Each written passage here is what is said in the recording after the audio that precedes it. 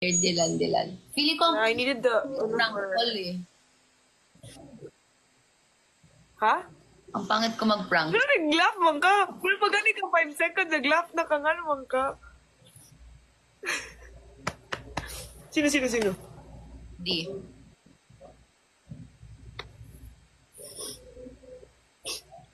It's not ringing also. Nasaan kaya po? Damn. Apaka-busy ng people. Damn, mo sent... Theories. You Yes. tried Jaren, na? Yeah, I did. And then Jaren was about to call sa Viber, but then gagamit ko phone ko. Wala akong Viber here. Sinabi ko na lang kay Jaren, never mind, just a prank call. Akala niya, Hindi sumasagot si Dylan. Hello? Yes? Hello? Why? Yeah? Hello? Yes? Hello? Why? Bakit ka tumatawag?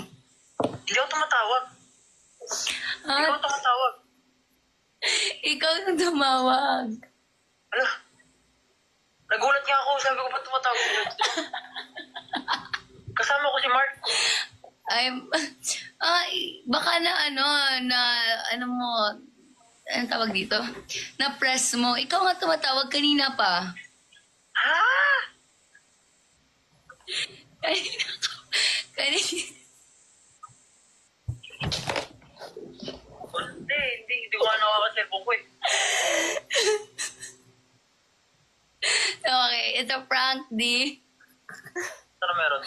Nag-live kami ni Rain, tapos sabi ng mga tao, prank call ka daw namin. Kita niyo yung reaction, hindi. Tawang-tawa ko sa hala. Grabe yung live ha. Nanonood si Mark yung live niya. Hi, Mark. Ready?